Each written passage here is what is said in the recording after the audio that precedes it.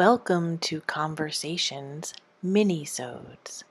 My name is Amy Adams. I'm the editor of Conscious Life Space and the broadcaster of this podcast.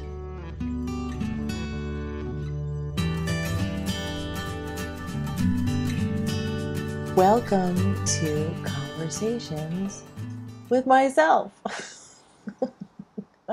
Normally in conversations, I interview other people, but I have decided to do some mini-sodes of the podcast, and they only include me. Basically, what I will be doing in my mini-sodes is answering anyone's questions if they have some. You can send me an email at hello@consciouslife.guru, and I will answer any questions that you have or discuss a topic that might be on your mind that's in the realm of the Conscious Life Space blog and podcast. And so today, because I don't have any questions yet, I am basically going to be reading a new piece that I published, and it's called Quitting Smoking, Fat Yoga and Menopause. Now, there are also a series of 5 very short videos ranging from 20 seconds to 2 minutes, which I call Fat Yoga, or I Am Not This Body. And that is actually the subtitle of this article too. A few years ago, after quitting smoking for the very first time, really it is and was the last time, my body went haywire. The detox from the nicotine wasn't an issue for me mentally. I had quit a few times before, for several years at a time in fact. But my body was trying to flush out the poison, and it was struggling to do so. I was getting older, and my body required more energy, more effort, and more time to rebound. My gut health was messed up. I'm going to go all out here and share with you too much information as gracefully as possible. I was backed up, clogged up. This was something new for me. My entire life, including the previous years of non-smoking, I never had issues with digestion and elimination. The poisons couldn't find a way out, and I was feeling like shit. Literally. This time, it wasn't just the end of cigs. That winter was icy, and I don't run on ice. I stopped running. Stopping running basically meant that I stopped working out. I used to run from my apartment to my city's Central Park and back, 8K or 5 miles round trip, 5 times each week. I found my way back to doing some home aerobic workouts, but only periodically, so my fitness level was decreasing and my weight and clothes size slightly increased. Inevitably, stopping running and stopping smoking simultaneously meant that I wasn't taking deep breaths, even if some of them were with nicotine and chemicals. I basically stopped breathing. Fast forward 1 year to the big 50, that was the year 50, when the menopause came upon me like a hurricane. The hormonal changes hit me like a fucking ton of bricks. The menopause said to me, I am going to fuck with your hormones. And she did. Okay, so I tried yoga again in the fall just before my 50th birthday, but I was dizzy and felt worse every time I practiced. And I actually had this kind of other problem where I had incredible overactive sense of smell too at that time. So anything, I mean, I always felt like I had a very good sense of smell, but it was like gross. I mean, I could smell like everything. I felt like a dog. So actually, I'm sure I couldn't smell quite what they do, but I definitely had like enhanced sense of smell for a while, especially during that time when I was dizzy and all that kind of stuff. My body was toxic. Menopause was taking its toll. the beneficial effects of a movement practice really made me feel worse, like much, much worse. It didn't seem like I was getting better. Like when I would do yoga, I just wanted to vomit and fall over. So it was maybe like a healing crisis, but I couldn't get past it. So I gave up on that. Now, I have to say, had I continued running or performing other physical exercises more consistently and regularly, certainly it would have been much, much better for me. I might have had some of the swings, but in hindsight, know that it wouldn't have been so bad. No regrets. This was the life I led so far, and here I was. I relinquished smoking, and that was a start. I mention it here because if you are moving towards that age or any age, just don't stop working out ever, even if it's only 10 minutes a day. Honestly, hindsight 2020. This is when my midsection became extremely swollen with inflammation. I had fat too, and I still do. I mean, even though I practice yoga more regularly now, it has toned my muscles and it uplifts my mind and my belly fat too. But it's still on my body, and I probably could starve myself and lose some of that, but I also don't believe in complete deprivation, especially when I'm a person who already eats really healthy foods. So, yeah, I'm sure there's probably something I could do about it, but I feel like the natural way is to eat healthy and take supplements and promote my own well being by being conscious of what I put in my mouth. But you know what? When it's summertime, once in a while, I'm going to have an ice cream because I'm a human being on this planet, and damn it, I'm going to have it. I actually like sorbet better. But so it's not like a common thing, but you know what?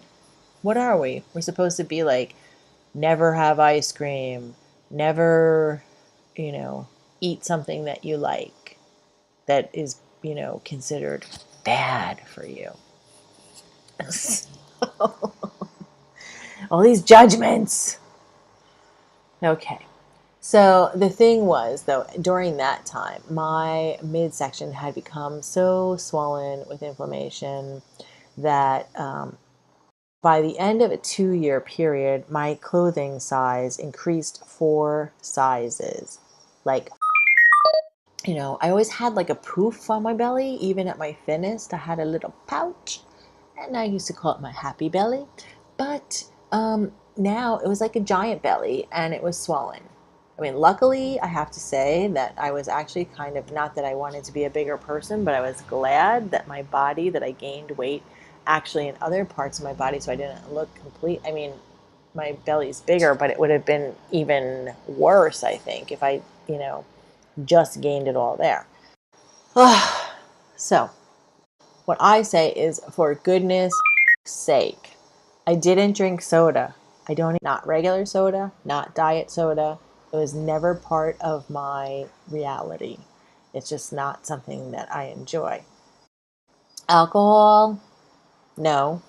I have drank alcohol in the past, and I do have a periodic glass of wine, but it's not a regular, I don't consume it regularly.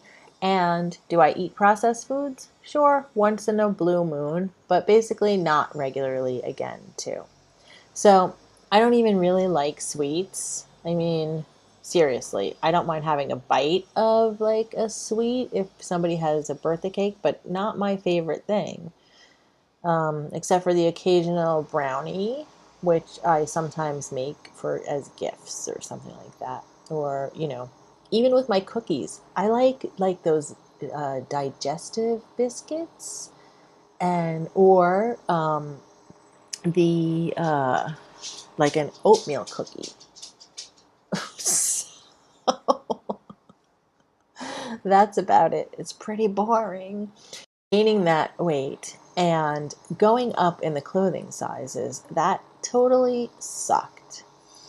But what made it worse, besides not feeling well, is that I didn't have a budget to replenish and replace an entire wardrobe.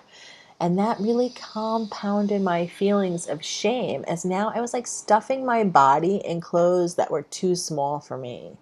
But I honestly just didn't have the means to replace them. And I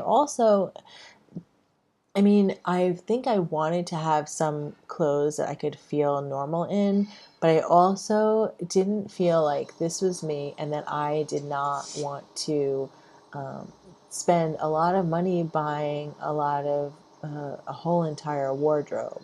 I mean, besides the fact that I didn't have the money, I felt like that would just be resigning myself to just like this perpetual state of ill health. I did buy a few sale items when I could, and one of my neighbors, who is a few years older than me, she shared some older clothes she had to wear when she went through a similar experience. So I was very, very fortunate because without the clothes that she provided for me, it would have been much worse for me mentally. Over a period of months, my self esteem was plummeting, and there was an end to an important relationship in my life, and that just served to exacerbate the problem. So, monthly periods were replaced with monthly migraine headaches, and they put me out of commission from anywhere from a few days to an entire week at a time. I mean, really, it probably averaged like 4 days every month that I was just completely crippled. And it wasn't just once a month sometimes with the migraines, although there were some months where it was a couple of times a month. So my weight gain increased. I stopped working out altogether. I was feeling just too sick to move, and of course, the dizziness. So this much of it, besides the detoxification from the smoking, I mean, the actual part of menopause was really, because they call it like perimenopause or whatever. Um, that also played a major contributing role.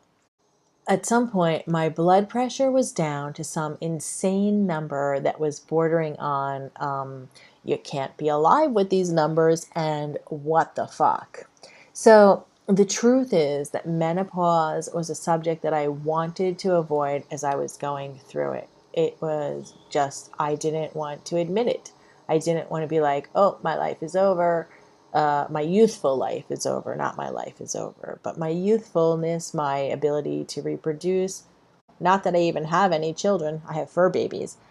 I didn't like talking about it. I didn't, I felt like it was just like now I'm old and I guess in a way, some ways, yes, my life was over. My life was over as that period of my life was over. I mean, there are so many stereotypes and unrealistic expectations for women. It's like you are a woman sexual being one day, and then bam, kaboom, you're a swollen body that is tired, experiencing symptoms that you might not have expected, including body odor changes. That was a fucking shocker. And one of the most common ones is to gain weight in your midsection. Now, I knew to expect some changes from menopause, but that subject really was never discussed directly with me. Yes, there would maybe be hot flashes, irregular periods, and hormonal swings, but no one really ever said, hey, this is what to expect when you begin and go through menopause. I only had some memories of my mother going through it when I was in high school, but that was 33 years before I started menopause.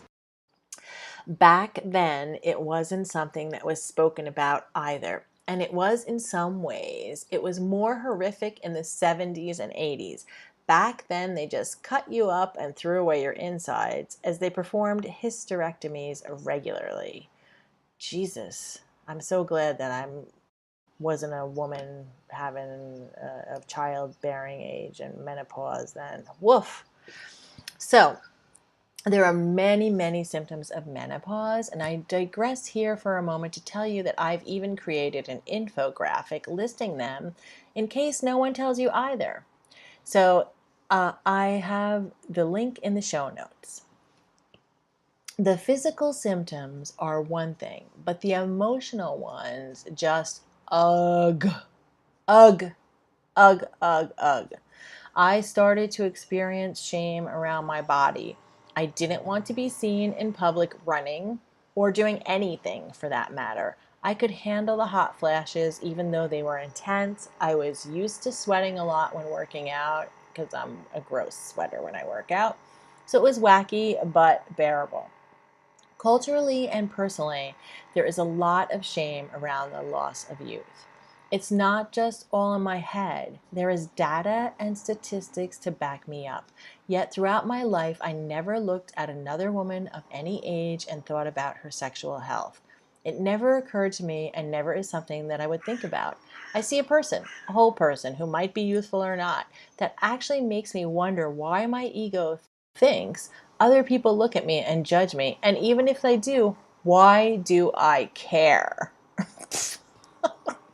Really, why do I care? Here I was going through a transformation that could have been viewed as a treasure. After all, I was now becoming a crone. Woohoo! So even though some women might embrace this, the crone is often depicted as an old hag or witch. And in fact, I've written a longer piece about that, which you can find, and it's called Not the C Word. Something like that. Or the C Word. It's not what you think. Link in the show notes also.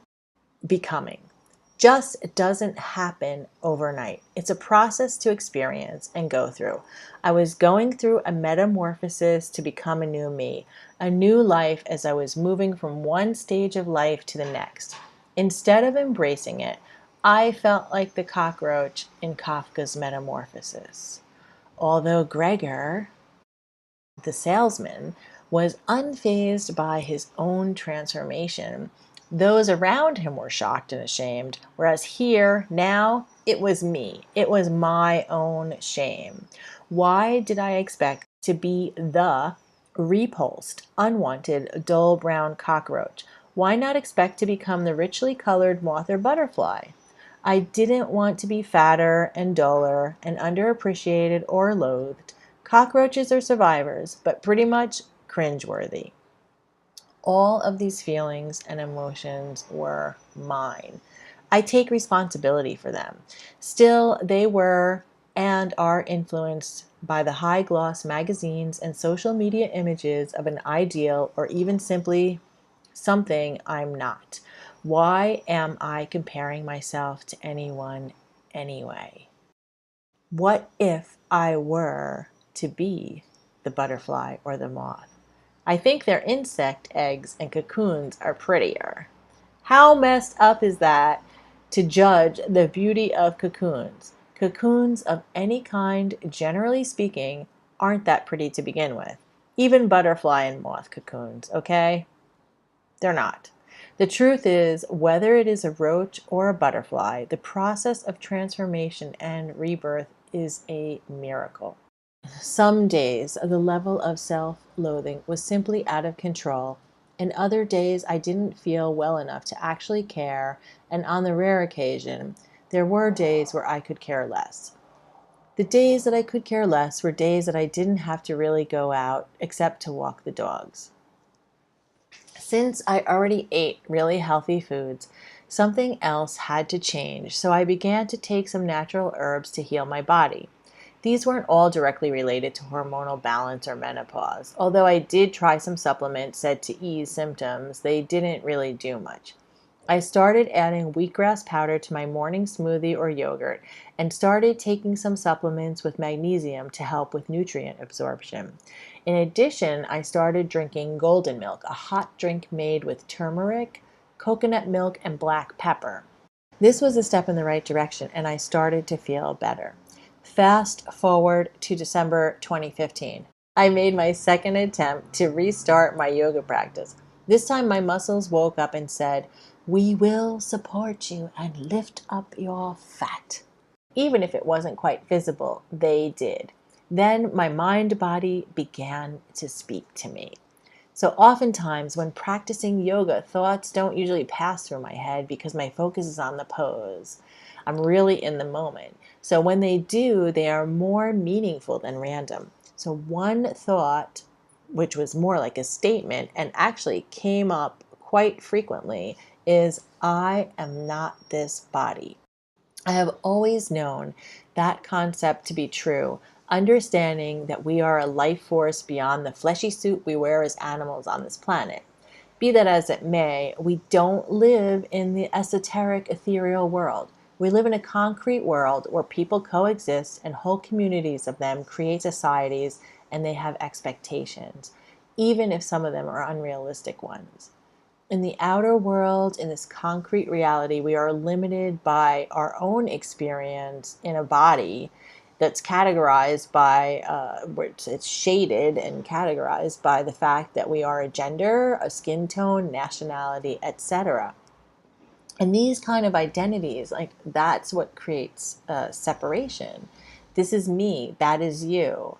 It's a survival mechanism informed by instinct because, after all, we are herd animals. So it's not really that crazy of an idea to have this kind of separation.